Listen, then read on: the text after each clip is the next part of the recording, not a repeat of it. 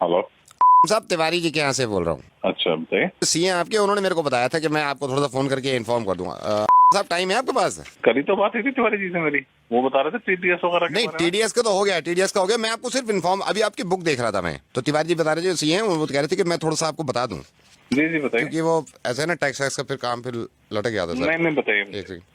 30% tax ये तो पे कर दिया सर हमने आपका, ठीक है सर। अच्छा, जी जी।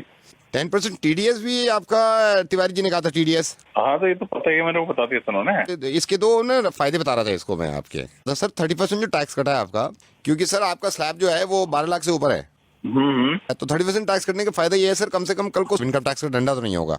और जो सही है, ये 10% टीडीएस भी आपने इसलिए काटा कि कल को आपको कोई प्रॉब्लम ना हो, ठीक है। है ना। तो सर ये दो फायदे हो गए, मतलब इनकम टैक्स के डंडे से बच गए, दूसरा ये टीडीएस के भी डंडे से बच गए। क्या कहना चाह रहे हो? ये तो मुझे भी पता है। नहीं, मैं नहीं, कम से कम इस जिम्मेदारी से बच गए ना। क्या कह रहे हो यार? सर मैं ये कह रहा हूँ, ये देने के बाद आपके ऊपर से जिम्मेदारी हट गई, अब कल को पागल है क्या? एक ही बात 30% को पकड़ लिया तूने, मेरे को पता नहीं है ये बात। ये तो पता है सर आपको। तो 30% टैक्स दे दिया तो इनकम टैक्स का डंडा आप पे नहीं पड़ेगा, आपकी जिम्मेदारी खत्म, आप बुरा मत मानिए सर। लेकिन इनका डंडा पड़ गया, ये क्या होगा फिर? यार रोजे रमजान में गालियां दिलवाएगा, क्या रह गया?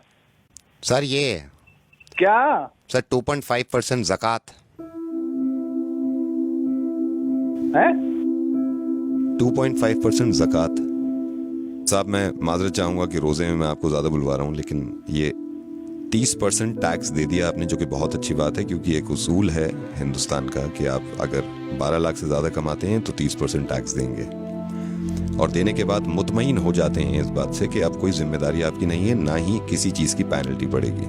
टीडीएस दे देते हैं आप 10%, साहब 2.5%, वो भी आपकी इनकम पे नहीं, आपकी सेविंग पे, सिर्फ 2.5% ज़कात, जो कि आप नहीं देते हैं।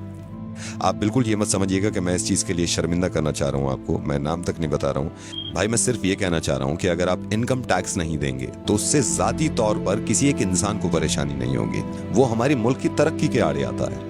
लेकिन अगर ज़कात नहीं देंगे, वो भी सिर्फ 2.5%, कोई ना कोई तो अल्लाह ताला ने आप में ये बात देखी होगी, सलाहियत देखी होगी कि ये एक ऐसा बंदा है मेरा जिसको मैं इतना दूं, इतना नवाजूं, और अल्लाह ताला को पूरी उम्मीद होगी देने से पहले कि ये इंशाल्लाह उस पैसे में से ज़कात निकालेगा और उन लोगों की मदद करेगा जो मुस्तहिक हैं, जो परेशान हैं, और ख़ास तौर से इस महीने में, जिस महीने में ज़्यादा से ज़्यादा निकालना चाहिए।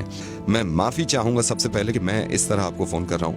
मैं रेडियो मिर्ची से नवेद बोल रहा हूँ असलम भाई, और इस बात की किना मत रखिएगा दिल में, वो आपसे मोहब्बत ही करते होंगे जिन्होंने ये बताया कि आप उन्हें प्लीज समझाइए कि वो ज़कात दिया करें, क्योंकि वो भी ये चाहते हैं कि आपकी आखिरत संभल जाए। फोन मत काटिएगा, मैं छोटी सी बात आपकी इस बच्चे की कराना चाहता हूँ। मैंने फोन पे इनको होल्ड पे रखा हुआ और ये बहुत देर से इंतजार कर रहा है। मैं रेहान, जरा फिर से बताना, तुम्हारी अम्मी ने आज रोजा रखा है? नहीं रखा। रेहान, क्यों नहीं रखा रोजा उन्होंने? क्योंकि मेरी अम्मी बीमार है। तो तुम्हारे अब्बू क्यों नहीं इलाज कराते तुम्हारी अम्मी का, ताकि वो रोजे रख सकें? मेरे अब्बू के पास पैसे नहीं है। ये जो बच्चा है, इनकी वालदा को कैंसर है। इनकी वालदा रोजे यूं नहीं रख सकती क्योंकि ये बीमार हैं। बीमार इसलिए हैं क्योंकि ये इलाज नहीं करा सकती। इलाज ये इसलिए नहीं करा रही क्योंकि इनके पास पैसे नहीं है। पैसे इसलिए नहीं है इनके पास भाई क्योंकि हम ज़कात नहीं देते हैं। बहुत मुमकिन था ये कि हम हॉस्पिटल के बाहर अपनी वालदा के साथ बीमार पड़े होते और हम इंतजार कर रहे होते कि कोई ज़कात दे, और इनके वालिद यहाँ बैठे होते जहां पे आप हैं, और ये अगर ज़कात ना देते और हम तक ना पहुंचती तो कैसा लगता? आपके माशाल्लाह 2 मासूम बहुत प्यारे बच्चे हैं, और मैं ये दुआ करूंगा कि इंशाल्लाह बहुत लंबी उम्र हो उनकी और बहुत तरक्की करें वो। टैक्स नहीं देते हम तो कितना घबरा जाते हैं कि नोटिस आ जाएगा इनकम टैक्स की तरफ से। ज़कात नहीं देते हम तो जिसकी माफी नहीं है और उस नोटिस का कोई बदल नहीं होगा। मैं ये नहीं कह रहा हूं कि आप किसको दें, आप जिसको सही समझे, जिसको लगे कि मुस्तहिक है, उसको ज़कात दीजिए। इंशाल्लाह ज़कात जरूर दूंगा, और इस बच्चे को अगर जरूरत हो किसी चीज की तो मुझे जरूर बताइए। इस बच्चे को अब जरूरत नहीं है, इस बच्चे तक पहुंच गया, लेकिन हमारे ही हिंदुस्तान में बहुत सारे बच्चे ऐसे हैं जो इंतजार कर रहे हैं हमारी ज़कात का। अल्लाह ताला अजर दे आपको इस चीज का, आपने अपनी जिम्मेदारी पूरी करी। एक जिम्मेदारी आपकी बन जाती है। ये जो आपने सुना है इस चीज़ को दूसरों तक पहुंचाइएगा और यकीन मानिए इस बात का कि इतने अच्छे कौम में लोग हैं, उनके दिल इतने अच्छे हैं, कहीं ना कहीं वो या तो भूल जाते हैं या थोड़ा सा मिसगाइड हो जाते हैं। इंशाल्लाह ज़रूर लोग एक दूसरे की मदद करेंगे और ज़कात निकालेंगे। मैं इंशाल्लाह फिर आपसे बात करूँगा। अल्लाह हाफिज़।